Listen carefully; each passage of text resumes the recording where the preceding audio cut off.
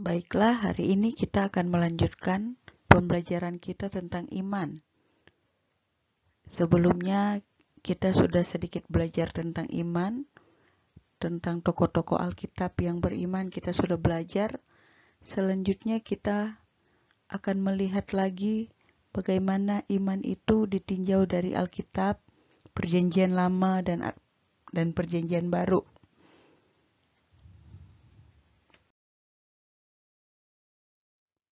Dalam pembelajaran ini diharapkan kalian dapat memiliki kompetensi sebagai berikut.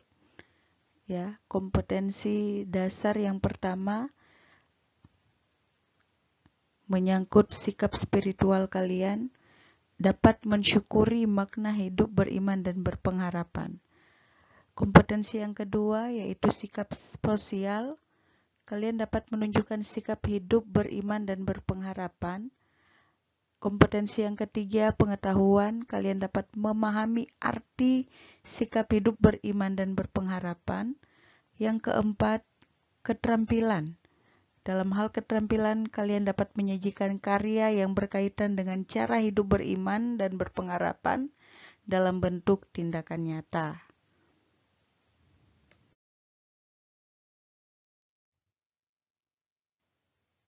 Tujuan pembelajaran yang diharapkan. Setelah kalian mengikuti proses pembelajaran, para siswa diharapkan dapat memahami hidup beriman dan berpengharapan, dapat memahami cara membangun iman dan pengharapan, dapat memahami dampak hidup beriman dan berpengharapan, dapat memahami bagaimana memelihara iman, dan dapat memahami cara hidup beriman dan berpengharapan dalam bentuk tindakan nyata. Ya, jadi ini adalah tujuan pembelajaran yang diharapkan. Jadi bukan hanya sekedar kalian memahami, ya, tetapi juga bisa dilakukan di dalam tindakan nyata sehari-hari.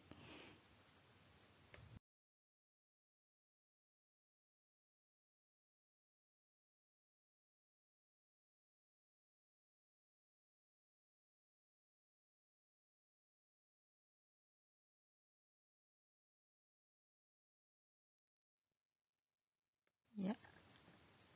Di dalam Perjanjian Lama, karena Alkitab Perjanjian Lama merupakan Alkitab yang bahasa aslinya ditulis dalam bahasa Ibrani, jadi kita akan melihat pengertian kata iman ditinjau dari beberapa kata Ibrani. Di dalam Perjanjian Lama, kata iman memakai beberapa kata. Yang pertama ada kata emuna. Ya, emuna ini terdapat di dalam Habakuk pasal 2 ayat yang ke-7. Nanti sebentar kita akan bacakan ayatnya. Ya. Kata iman di situ memiliki arti kesetiaan. Ada juga yang memakai kata kal, ya, yang dapat diartikan sebagai setia, menjadi teguh, mapan, dan percaya. Selanjutnya, kata iman juga di dalam bahasa Ibrani dijelaskan dengan kata aman. Kata aman ini artinya memegang teguh janji atau berpegang teguh. Ada juga yang memakai kata bataj, yang berarti percaya kepada atau bersandar kepada, atau sama dengan bergantung. Ada juga yang memakai kata ehasa, yang artinya menyembunyikan diri atau mencari perlindungan kepada orang yang bisa dipercaya. Ini adalah pengertian kata iman dari bahasa aslinya. Ya, jadi iman itu bukan hanya sekedar percaya, tetapi di dalam iman itu ada kesetiaan dan juga memegang teguh dan bergantung. Jadi ketika kita percaya kepada Tuhan, artinya bukan hanya sekedar percaya, tetapi kita harus tetap di dalam Tuhan, ya, setia kepada Tuhan tetap berpegang teguh dan tetap bergantung kepada Tuhan. Dan juga kita percaya bahwa yang menjadi tempat perlindungan kita hanyalah Tuhan.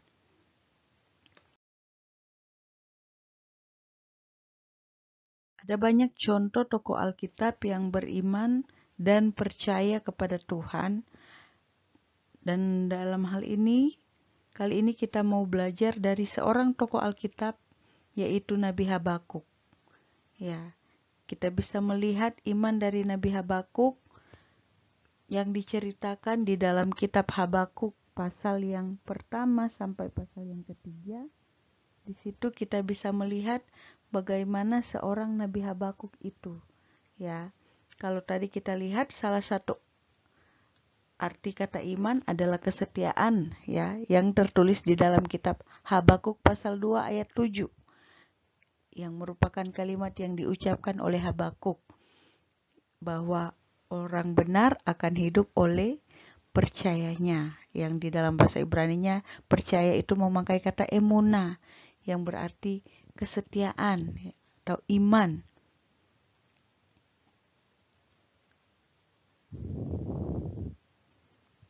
Kita lihat bahwa di dalam kehidupan Nabi Habakuk, di dalam Habakuk pasal yang pertama, di situ kita bisa melihat bagaimana Nabi Habakuk ini berdoa, bergumul, dan mengeluh kepada Tuhan akan kejahatan yang dilakukan oleh bangsanya. Ketidakadilan, ya, begitu banyak kesalahan-kesalahan yang mereka lakukan, tetapi mereka tidak dihukum oleh Tuhan. Itu sebabnya dia bergumul di situ, dia mengeluh kepada Tuhan.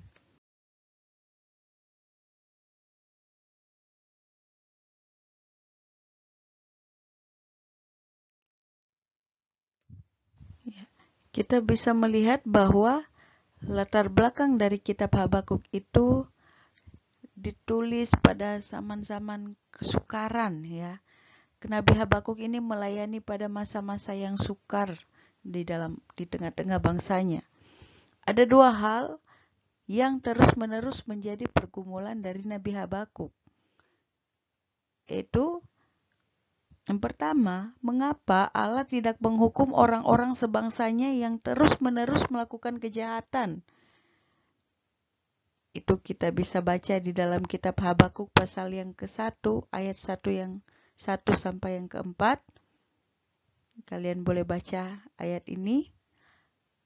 Dan yang kedua, mengapa ketika hendak menimpakan hukuman itu, Allah justru memakai bangsa yang lebih lalim daripada bangsanya sendiri sebagai alat penghakiman?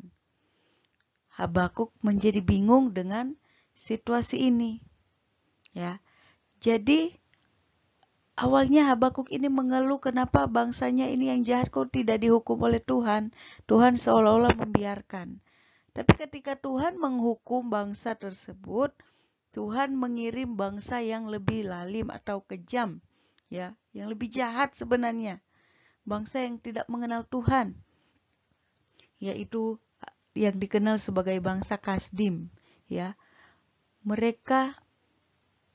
Merekalah yang dikirim oleh Tuhan untuk menghukum bangsa Israel yang sudah berdosa kepada Tuhan.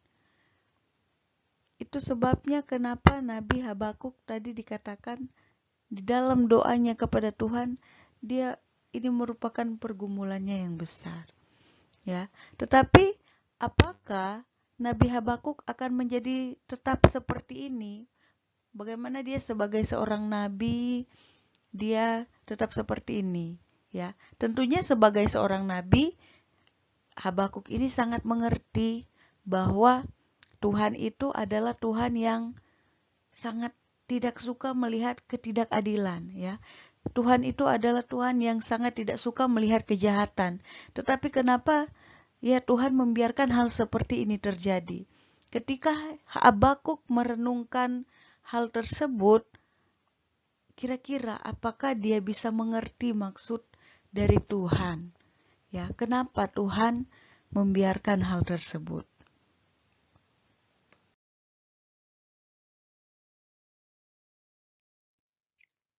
Nabi Habakuk berseru kepada Allah, tetapi seolah-olah Allah membiarkan kekacauan itu terjadi. Dan bagaimanakah sikap dari Nabi Habakuk selanjutnya?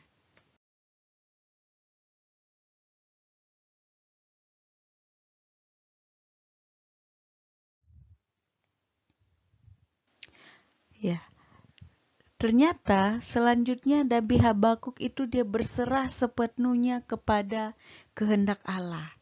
Nah, yang perlu kita mengerti di sini ya, bahwa ada perbedaan di dalam perkataan Habakuk di dalam pasal yang pertama dengan pasal yang kedua. Kita lihat di pasal yang kedua ayat 1. Ini kata-kata Habakuk. Aku mau berdiri di tempat pengintaianku dan berdiri tegak di menara. Aku mau meninjau dan menantikan apa yang akan difirmankannya kepadaku dan apa yang akan dijawabnya atas pengaduanku. Ya. Artinya di sini dia berserah kepada kehendak Tuhan, ya. Dia bilang dia berdiri di tempat pengintaiannya, dia akan berdiri di situ sambil menantikan apa yang akan Tuhan lakukan selanjutnya, apa yang akan Tuhan katakan kepadanya selanjutnya, ya. Apa yang akan menjadi jawaban Tuhan atas pengaduannya yang di awal tadi. Jadi di sini dia sudah mulai mengerti, ya. Makanya di ayat yang keempat dia katakan, tetapi orang benar akan hidup oleh percayanya.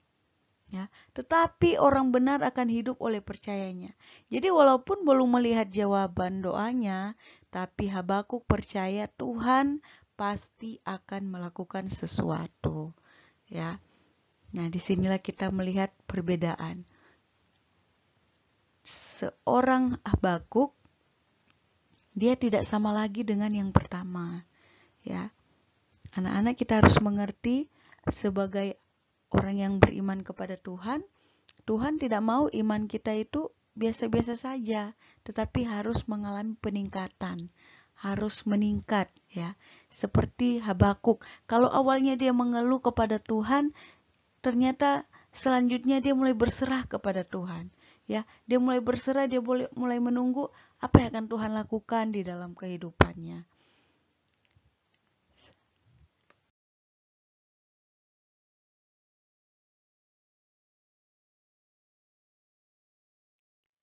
Ya, yang ketiga, ini yang kita bisa lihat yang luar biasa dari seorang Habakuk. Yang ketiga, di dalam Habakuk pasal yang ketiga, di situ kita bisa melihat bahwa Habakuk dia sudah memiliki komitmen untuk tetap setia kepada Tuhan sekalipun keadaan sangat sulit. Ya. Kita baca di dalam pasal 3 ayat 17 sampai 18. Sekalipun pohon ara tidak berbunga, pohon anggur tidak berbuah, hasil pohon zaitun mengecewakan, sekalipun ladang-ladang tidak menghasilkan bahan makanan, kambing domba terhalau dari kurungan, dan tidak ada lembu sapi dalam kandang, namun aku akan bersorak-sorai di dalam Tuhan, beria-ria di dalam Allah yang menyelamatkan aku. Nah, anak-anak ini luar biasa bahwa di dalam pasal yang ketiga ini, kalau kita melihat pohon ara tidak berbunga, pohon anggur tidak berbuah, pohon zaitun mengecewakan. Semua ini adalah sumber penghasilan dari bangsanya Habakuk, ya, di mana dia tinggal. Ini merupakan sumber penghasilan, ya. Pohon ara, pohon anggur, pohon zaitun ini adalah buah-buahan, ya, yang dibutuhkan, yang merupakan sumber yang penting di sana. Bahkan ternak-ternak pun dikatakan habis terhalau dari kurungan. Artinya seperti tidak ada harapan, ya. Seperti dia kehilangan segala sesuatu. Ini merupakan masa di mana sangat sulit keadaannya. Tetapi kita lihat di dalam keadaan yang sulit, Habakuk katakan, aku akan bersorak-sorai di dalam Tuhan, beria-ria di dalam Allah yang menyelamatkan aku.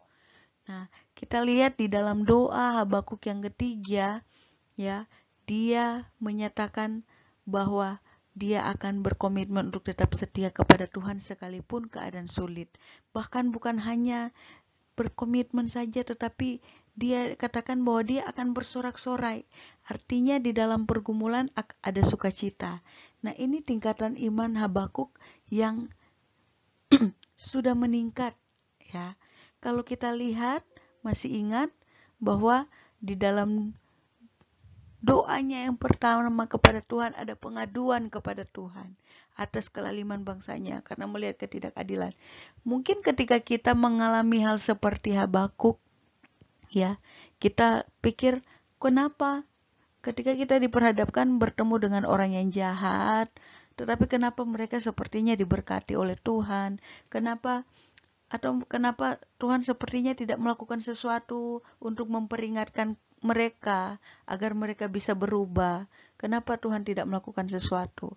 Nah, ternyata kita harus berserah kepada Tuhan karena ada waktunya, ya. Seperti Habakuk, awalnya dia mengadu kepada Tuhan, tapi kita lihat selanjutnya dia mulai percaya kepada Tuhan. Dan yang paling baik adalah di pasal 3 ini kita lihat Habakuk ini dia mengatakan dia akan tetap bersuka cita di dalam keadaan yang sulit, ya.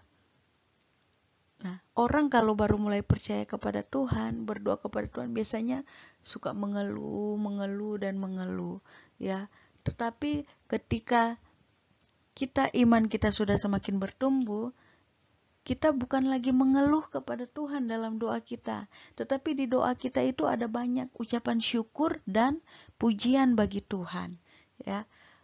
Itulah ciri-ciri orang yang beriman, ya, ciri-ciri orang yang imannya bertumbuh di hadapan Tuhan. Bukan hanya meminta dan meminta, mengeluh dan mengeluh, ya, tetapi kita harus mengucap syukur atas apa yang Tuhan lakukan dalam hidup kita, baik itu menyenangkan maupun tidak menyenangkan, kita harus bersyukur kepada Tuhan, ya. Dan dari pelajaran dari seorang tokoh iman Habakuk ini, ya, kita bisa mengambil kesimpulan beberapa hal. Ada beberapa hal yang penting yang kita bisa pelajari dari seorang Habakuk.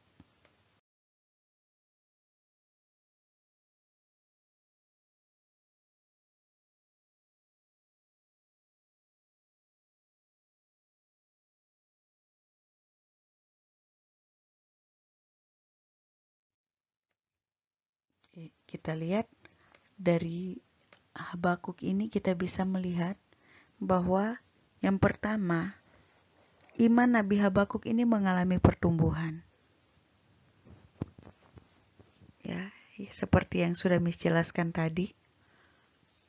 Dan yang kedua, dan tentunya kita juga anak Tuhan harus mengalami pertumbuhan iman. Dan yang kita harus tahu bahwa orang benar akan hidup oleh percayanya. Jadi kita orang-orang yang sudah dibenarkan oleh Tuhan, kita hidup karena dengan kepercayaan kita kepada Tuhan, ya. Ada hal-hal yang tidak bisa belum kita lihat dengan mata kita. Ya, kita mungkin tidak bisa melihat Tuhan secara langsung, tetapi kita dapat percaya apa yang sudah Tuhan lakukan di dalam kehidupan kita. Ya, itulah yang membuat kita dapat bertahan dan terus bergantung kepada Tuhan. Yang ketiga, kita harus tahu bahwa upaya menumbuhkan iman itu bukanlah hal yang mudah, sebab membutuhkan kesabaran dan ketekunan. Ya, tidak dapat dipungkiri bahwa untuk kalian semakin meningkat imannya di hadapan Tuhan, harus melewati kesabaran dan ketekunan, ya. Ada prosesnya. Tidak langsung instan. Nabi Habakuk pun dia mengalami proses peningkatan iman, ya. Apalagi kalian yang masih anak-anak, masih remaja. Tapi ketika kita tetap percaya kepada Tuhan, ya, berserah kepada Tuhan, minta Tuhan memimpin hidup kita, kita pasti bisa mampu, ya, untuk menumbuhkan iman kita kepada Tuhan. Keempat, kita bisa mempelajari dari kisah ini bahwa Tuhan itu mendengar dan menjawab doa kita. Ya, doa kita didengar oleh Tuhan, dijawab oleh Tuhan. Tetapi kadangkala Tuhan menjawab doa kita dengan cara yang berbeda. Ya, seperti Habakuk. Dia berdoa, awalnya dia karena ketidakadilan yang terjadi, kejahatan. Dia ingin agar bangsa itu diperingatkan oleh Tuhan sehingga ada perubahan, mereka boleh dipulihkan ya. Tetapi Tuhan menjawab doa Habakuk dengan cara yang tidak dipikirkan oleh Habakuk. Ya, seperti yang sudah dijelaskan tadi. Kadang-kadang berbeda cara Tuhan menjawab doa kita, ya. Tapi kita harus tahu bahwa Tuhan pasti mendengar doa kita. Yang ketiga dan yang terakhir kita harus tahu bahwa Tuhan itu penuh kasih dan adil. Dia menghukum orang jahat dan peduli kepada orang yang benar. Ya, oleh sebab itu jangan pernah takut untuk tetap percaya kepada Tuhan. Ya, jangan pernah takut untuk tetap hidup benar di hadapan Tuhan, karena Tuhan tidak pernah membiarkan kita. Dia peduli, Dia memperhatikan apa yang kita lakukan. Ya, Dia mengasihi kita semua dan pasti Tuhan akan melakukan hal yang luar biasa di dalam kehidupan orang yang benar di hadapan Tuhan.